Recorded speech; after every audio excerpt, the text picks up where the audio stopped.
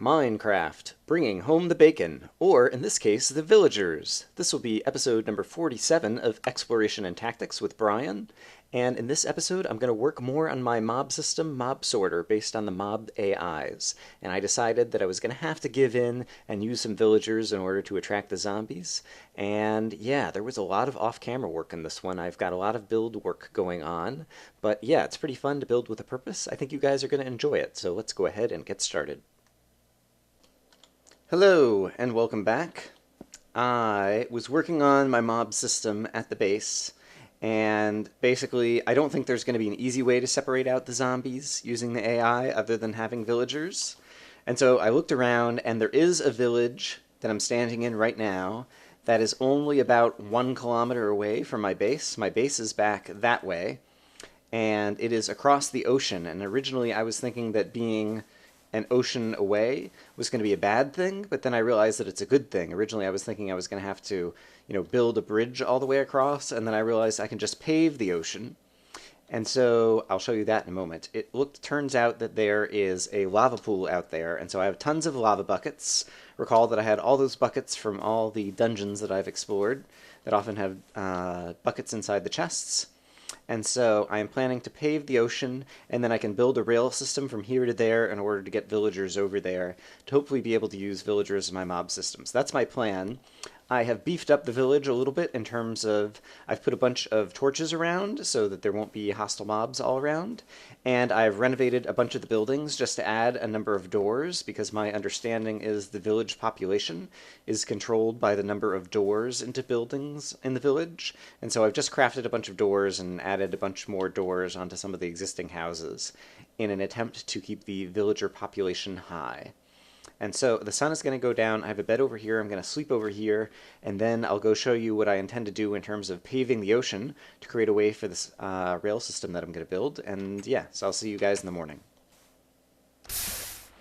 Okay, and so I said I was going to pave the ocean, and here is how I'm doing it. You might have seen Etho doing this recently in a video, but basically by virtue of the fact that when flowing lava, meets non-flowing water, it turns into smooth stone, means that you can do things like this, where basically you can just pave over the ocean by having the flowing lava end up making a little channel like this, and it starts spreading out on top of the ocean.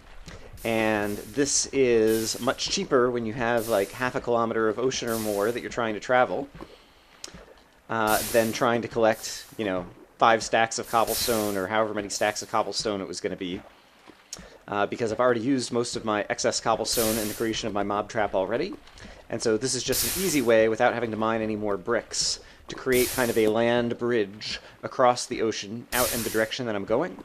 And so I'm going to do this, and then once I have this kind of whole bridge erected, then we can go ahead and add some rails to it. I do have a lot of iron and gold saved up just from kind of all of the caving I have done back around the base in the past, few months. And so I'm hoping that I will have enough to create rails all the way out here. I'm only going to need about a little over a kilometer of rail, I think. And so hopefully I will have that. And so, yep, this will take a bit of time. I'm going to do this off camera. And of course, the reason I had all the buckets of lava, in theory you only need 1 or 2 lava buckets to do it efficiently, but in practice you're going to make mistakes and accidentally place the lava inside the water, in which case it turns to obsidian and you're lost. And so that's why I have all these lava buckets. I knew I was going to make mistakes, and so when I do, I can just get out some fresh lava buckets and start things over again. It is done. I have created Ocean Pavement Bridge, which will be the future site of Ocean Pavement Railway. So basically the villagers are over there, and Brian's house and farms by the Northern Arch are back over this way. And I realized while working on this project that lava is kind of like having a wife, in that it reminds you of all your past mistakes. And so basically every place that I made a mistake in placing the lava, now there's a little bit of obsidian to remind me about it. And so you can basically see all the places as I was putting the lava down to extend the smooth stone bridge over the ocean. You can see all the places basically where I made a mistake and accidentally put the lava in the water and turned it into obsidian. And so in any case, this goes for quite a long ways, as you can imagine. I should actually measure it. I can go and take a look at the coordinates. And yeah, basically I'm going to put some torches along here so that mobs, won't be spawning on it. And I'm going to take some lava damage as I walk through. But yeah, I will take the coordinates kind of end to end so we can see just how far this was. It took me, I think, still less than an hour to like build the whole thing. You get into a little bit of a rhythm of just placing the lava and picking it back up in order to create this kind of thing. And yeah, so I'm going to measure the coordinates, and so I'll see you guys in a moment. This is the first time I think I've ever seen a single bit of lava that didn't immediately kind of evaporate. I think because it actually thinks that it's kind of in the 2 high state as opposed to the 1 high state. I still don't understand lava physics and exactly how things work.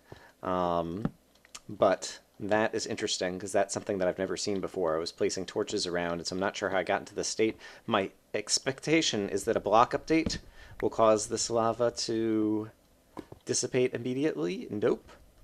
All right, well, that's pretty interesting. Anyway, there we go, now it's gone away. Still haven't made it to the other side of the bridge, but I just wanted to point that out.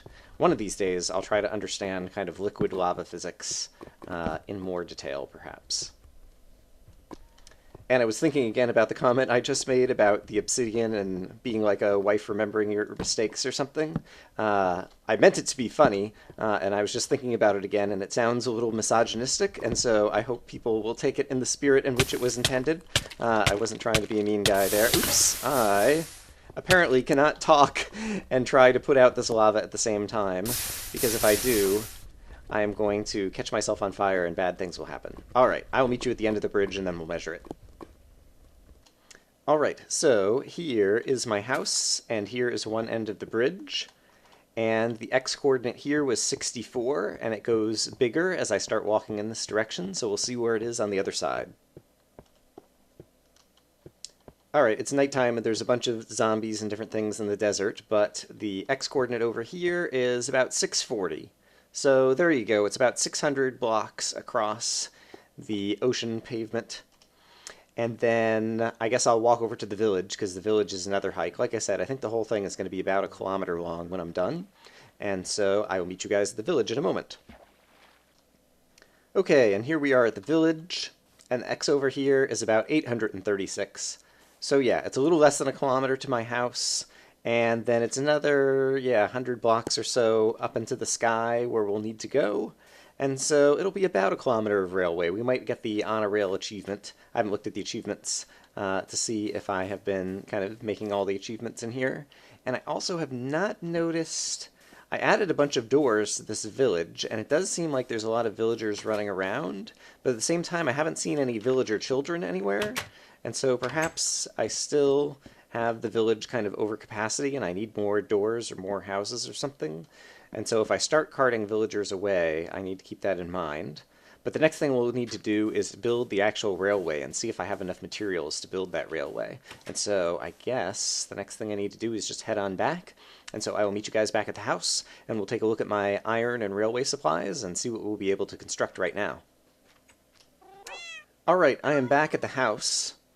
And I should note that the only casualty in the construction of the ocean pavement project was my armor, because I ended up falling in the lava a lot, and so I used to have a full set of armor that was in about halfway good shape, and now it is mostly broken apart. But that's okay, I have plenty of extra armor sets around. In terms of constructing the railway, it's going to take me about 350 pieces of iron, I think. And so I think I have that... Yeah, just about. It'll use up most of my iron.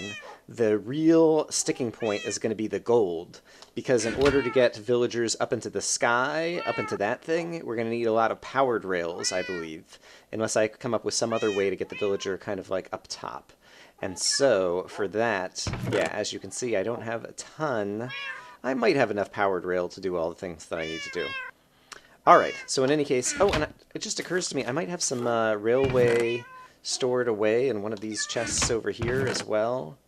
I don't usually kind of like dig up the rails. No, I guess I don't. Right, and the rails that I did dig up and use... Right, we have the incomplete Pigs in Space project that I was working on over here from a long time ago. Well, it feels like a long time ago. And yeah, so I have some rails that are going up there. I could always cannibalize them or do that to try to earn the achievement of riding a pig off of a cliff. Alright, so we might have to work on that at some point. But in any case, I think I have enough rails to do most of what I need to do over here. And so I guess the next thing I'm going to do is work on constructing this railway so I can get villagers over here, because once I have a villager in the mob system, I believe I can entice the zombies to go in one direction, and I can use cats to get creepers to go in another direction, and then skeletons will be in a third direction, and then I think I'll have my basic mob sorter. And so that's what all of this work is for. I need to check on how long this recording has been so far today, so I'll see you in a moment. Alright, well it took nearly all of my metal supplies, but here I am at the village, and it's time for the inaugural ride. Oh, a switch is not the best way to try to power this from here. Let's do this instead. I will just grab the minecart and give it a push. But basically, I did not actually count. I don't think I have enough to get the on-a-rail achievement for this particular ride. But basically, I have a nice rail line that goes all the way through the desert. I did some kind of flattening of the desert to just avoid having to go up and down, because whenever you have to go up and down, you'll need more powered rail. And so you can kind of see as I kind of carve through here. But then we go across the ocean pavement bridge, which is now, I need to go and change the sign to actually say Ocean Pavement Railway. And I have a rail line that goes all the way across this bridge, and we can kind of like see the sights as we go by. There's just a big ocean over here. There was some hilly terrain. I didn't necessarily have to go all the way across the ocean here, but I figured the hilly terrain was going to be more difficult to create the rails on, and I would need more powered rails to kind of go up and down the hills. And so that's why I chose to kind of just create this directly in the ocean, because then it would be easy for it to be completely flat, and I would need the least amount of powered rail. If I check out my inventory, yeah, I've got about a stack of rail and 6 pieces of powered rail left. And I did leave myself still some iron and gold back in the chests back at home, but I did use most of it in order to create this. And gosh, this really is a long railway. I have a bunch of extra torches I can pick up. I was using them to put out the extra bits of lava. But this is definitely by far kind of like the biggest building project with a purpose. People always like the sky rail inside the old Exploration and Tactics, and so I hope they will enjoy the ocean railway here as well. But basically, we get off at the house, and so obviously there's more yet to construct. I was thinking, rather than try to have rails to bring the villagers up, I can probably create some kind of like a water system, assuming that the villagers like to swim upwards, like all the other mobs. I can probably create some kind of water elevator up into the sky. So if I can bring the villagers over, basically, to the kind of mob system entrance that's over here, which for some reason hasn't gotten into the render distance yet. I should be able to see it from here if I hit escape. Will it start appearing? Yes. Okay, there is the thing going up into the sky, and Minecraft just hasn't loaded all of those bits yet. But basically, I think if I bring the rail system basically to the base of it, then I could construct some kind of water elevator which would bring the villagers up into the sky, and that would be a whole lot cheaper than having to create all the powered rails. Because, oh yeah, I said I was going to show you the supply. And so earlier, oops, wrong chest. So it used to be the case that I had all of this filled with stacks of iron, and now it's almost empty. And, oh, I actually didn't use all that much powered rail. I think I only went through one of my 3 stacks of gold or something. So that's not so bad. I might have even gone through less than that. Because you only need, if you're on flat terrain, powered rail about once every 25 blocks or something. And so, yeah, we're actually in good shape. And so I guess I will extend the rail line the rest of the way over here, and I need to experiment with the villagers and figure out if the water elevator is going to work. So I guess I'll go back to the village and try making a little mini water elevator and just see if I can get villagers up on the roof of one of the houses. So I guess I'll do that next.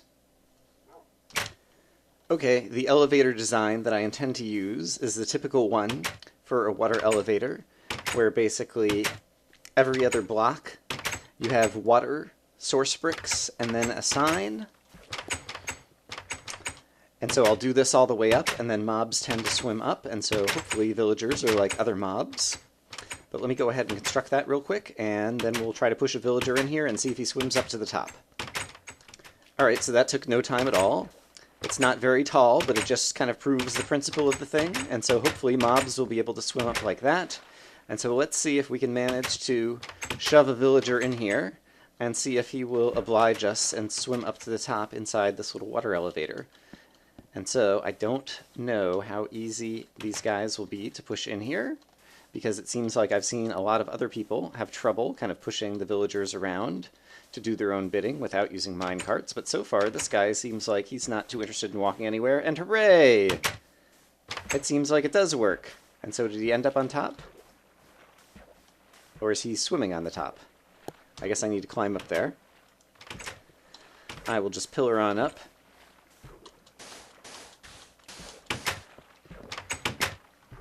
Alright, he did at least make it all the way to the top. He doesn't seem to want to hop out, but that's not a problem.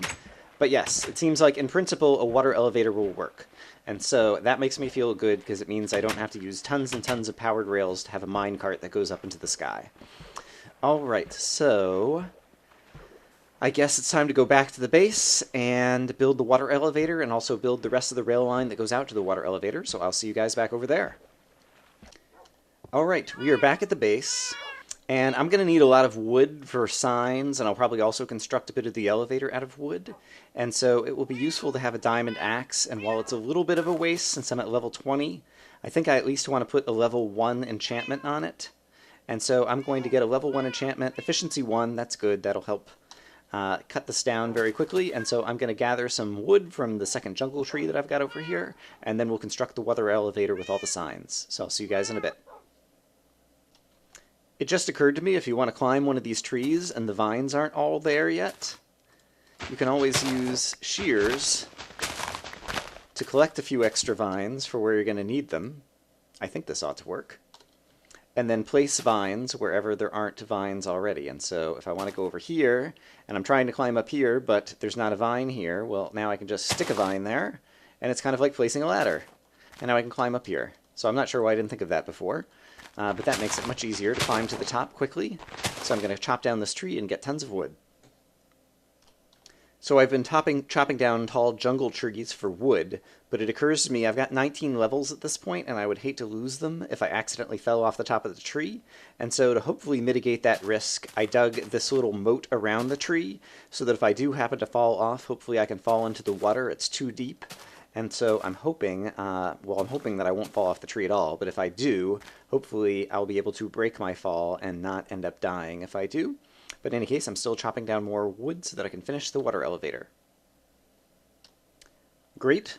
Finish that before the end of the day, and I've got a little chest over here that basically lets me plant another tree. I've got bone meal to grow it, and then vines and shears to climb it, as well as my efficiency 1 diamond axe. And so whenever I need more wood, it's very easy and quick to go ahead and get that. And I will collect a few more saplings and sleep, and then we'll go finish the water elevator. Alright, I started constructing the water elevator, and if I pop in here, I realized as I was swimming up that it was quickly getting very dark. And so to fix that, I have some glass cooking up right here. And basically my plan is, I went ahead and put in one piece of glass over here, but just kind of periodically put in some glass that'll let in some sunlight, so it'll be easy to see. This will also be good because basically if I am trying to debug this later, if the villagers seem to be getting stuck or something, I have places that I can peek into the water elevator and see if things are working properly. So I'm going to put a few pieces of glass periodically all the way up here and then finish building the water elevator. Alright, I'm only about halfway done with the water elevator, but I was looking at the time and I think we've done enough for today and I'm ready for a break. I've been playing for a few hours, but yeah, it's going along pretty good. It's fun to build with a purpose, and yeah, I'm going to call it a day for now, but we'll continue and get some villagers up here and see if we can start sorting the mob system next time. Hope you guys are having a good day. Thanks for watching.